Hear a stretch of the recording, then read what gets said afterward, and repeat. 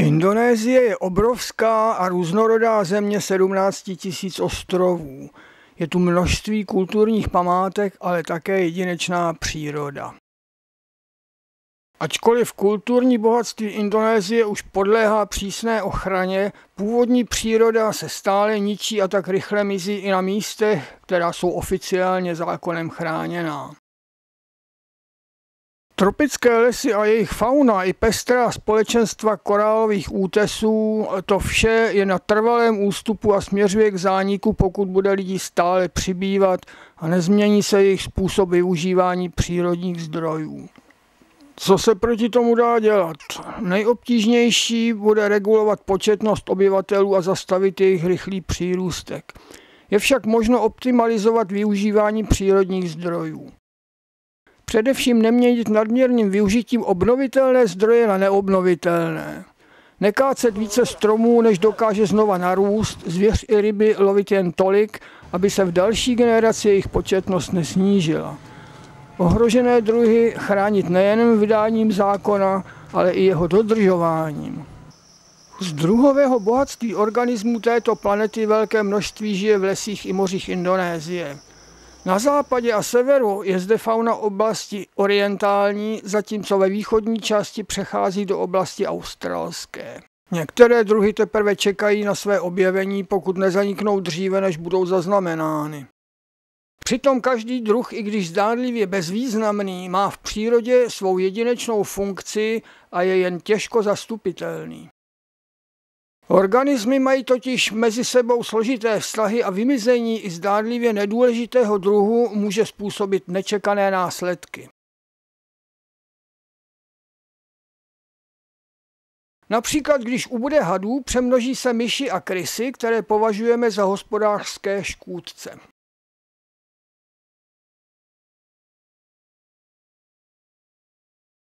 Když následkem pytláctví či nadměrného lovu bude málo jelenů, bůvolů či divokých prasat, nepřežijí tygři, varani či jiní velcí predátoři, kteří se jimi živí a jsou důležitou složkou regulace biologické rovnováhy.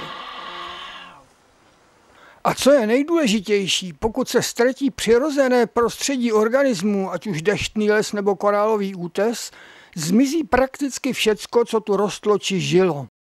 Rostliny a živočichové dlouhodobě zvyklí na určité podmínky a žijící v rovnováze vztahů s ostatními okolními druhy se totiž jen těžko přizpůsobují změnám a většinou po zničení jejich domovů velmi rychle vymírají.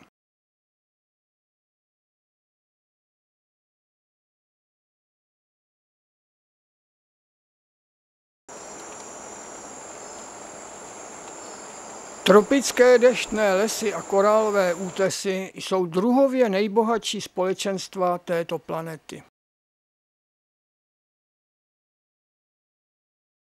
Původně pokrývaly tropické pralesy většinu indonéských ostrovů, ale stále rostoucí počet obyvatel potřebuje víc a více prostoru k životu, dřevo nejen k topení či k výrobě domů a nábytku, ale i na vývoz do zemí, kde se svým přírodním bohatstvím zacházejí šetrněji a raději financují ničení jinde. Lesy se kácejí i proto, aby na jejich území bylo možné zasázet plantáže palem olejných, kaučukovníků, banánovníků, kakaovníků nebo ananas.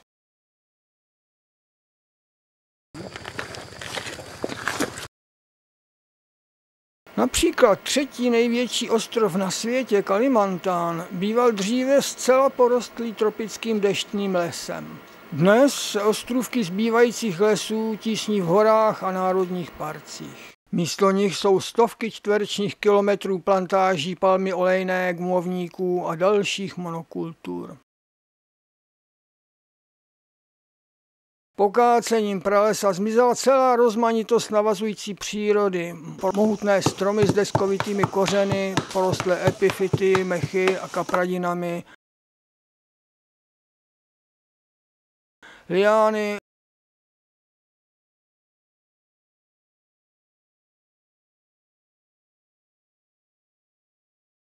raflézie s jejich obrovskými květy. A na tomto rostlinném společenstvu závislá i všechna zvířata, termiti a mravenci, motýly, vážky, stonožky a spousta různého hmyzu. Želvy,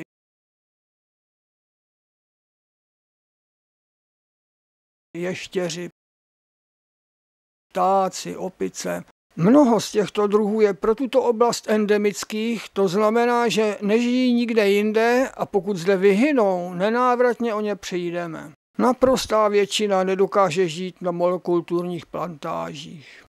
Tyto plantáže vlastní většinou velké společnosti dodávající olej do nejrůznějších produktů. Instantních polévek, smažených brambůrek, ale i kosmetiky. Ve všem je palmový olej a koupením kteréhokoliv výrobku, co tuhle tekutinu obsahuje, každý z nás podporuje kácení lesů.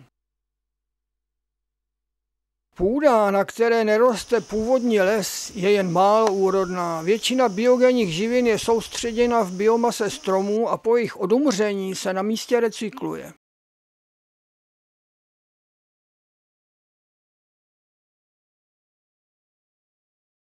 Sama půdní vrstva je velmi tenká, po odlesnění snadno podléhá dešťové erozi, zejména ve svazích. Pod ní je pak neúrodný kamenný nebo jílový podklad a místo se stává pro pěstování nevhodné. Plantáže je tedy nutné zakládat na stále nových místech a les se kácí stále dál.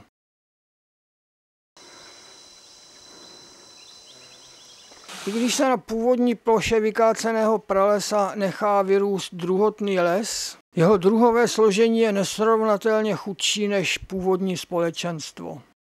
A i tam, kde prales dosud je, jsou zvláště velcí živočichové ohroženi. Makrofauna, tedy nosorožci, sloni, tygři i orangutani, jsou loveni navzdory úřední ochraně. Varani komotští se sice neloví, počet lidí na ostrovech, kde žijí, ale stoupá a loví jejich potravu. Varani tak nemají dostatek obživy.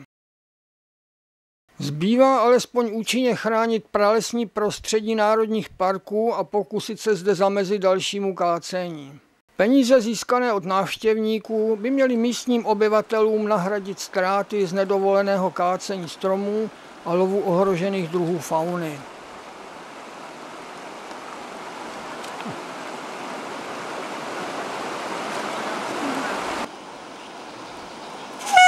Jungle track in Bukit Lawang. See the monkey, see the bird, see the orangutan. See the monkey, see the mina, everybody run. Welcome to Bukit Lawang. Většina lidí kupuje zalesněná území, aby je mohli vykácet, ale naštěstí jsou již i takoví, kteří jsou ochotni koupit kus pralesa, aby jeho vykácení zabránili, původní přírodu zachránili, umožnili obyvatelům měst i zájemcům z celého světa potěšit se bohatstvím přírody a získali tak sami zaměstnání při službách návštěvníkům pro sebe i další místní občany. Na západní Sumatře uskutečňuje takový pokusný projekt Monika Jeglíková z potápěčského střediska na ostrově Nusa Penida.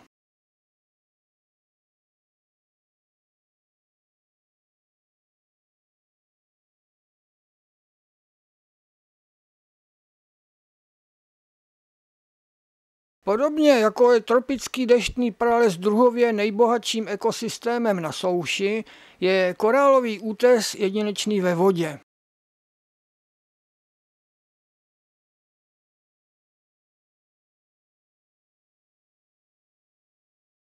Korálové útesy najdeme v prosluněných mělčinách tropických moří.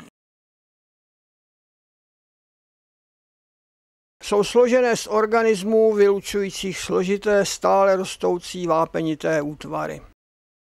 Díky jejich tvarové rozmanitosti zde žije mnoho druhů tropických ryb a ostatních mořských živočichů. Toto nádherné, barevné a turisty vyhledávané společenstvo je velmi křehké a zranitelné. Zhoubné používání dynamitu či kyanidu při rybolovu usmrtí množství organismů, ze kterých se následně využije jen malá část. Sítě vlečené po dně pak drtí korálová společenstva mechanicky. I zde se běžně zachycují a hynou i druhy, které nejsou použitelné pro prodej či jídlo. Jako názorná modelová skupina si zvláštní pozornost zaslouží mořské želvy.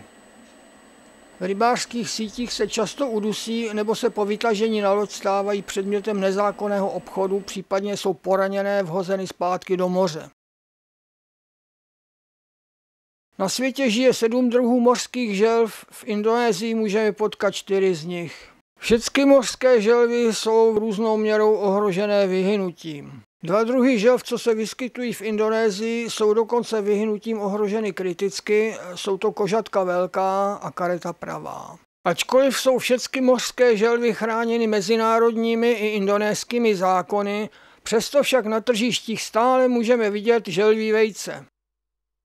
Na plážích lidé čekají, až želvy vyhrabou hlubokou jámu a nakladou do ní vejce. Když samice zahrabe snůšku a odejde do moře, sběrači pak okamžitě vejce vyhrabou na prodej. Jenže například na ostrově Pulau Penyu ještě před 10 lety kladly vajíčka 4 druhy mořských želv a dnes sem připlouvá už jen 1 druh, kareta obrovská, rovněž odsouzená k postupnému zániku.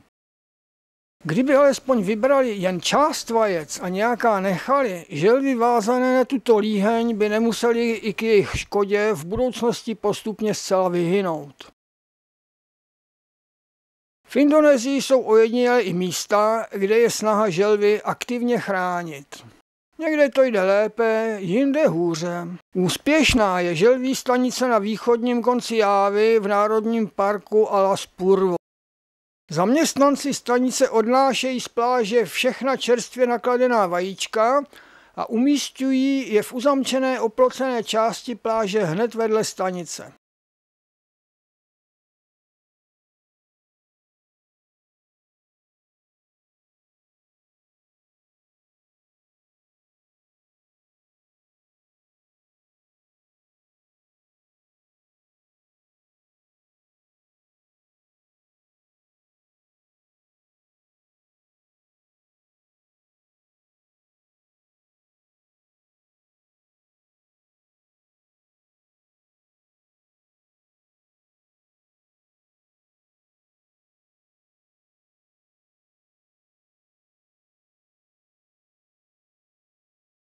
Tady se želvičky nerušeně vylíhnou a hned po vyklubání je zaměstnanci pustí do moře.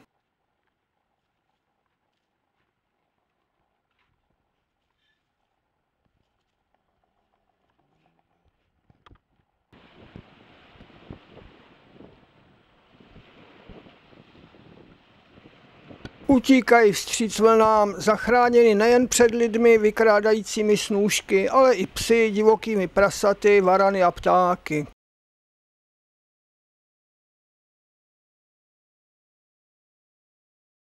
Co nejrychleji plavou od pobřeží a alespoň několik z nich, které se dožijí dospělosti, se sem pak vrátí klást vlastní vajíčka.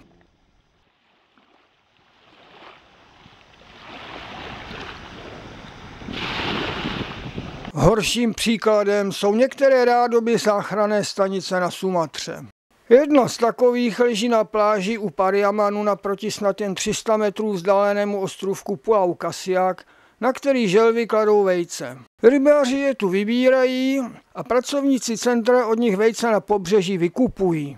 Vejce po těchto složitých manipulacích jsou pak uložena do líhně. Ty želvičky, které se pak přece jenom vylíhnou, pracovníci střediska dočasně umístí do malých bazénů, místo aby je pustili do moře. Želvy zde dostávají jen málo potravy a tak je časté v bazénku vidět jedince s okousanými ploutvičkami. Takováto ochrana je naprosto neúčinná a želvám škodí místo, aby jim pomáhala.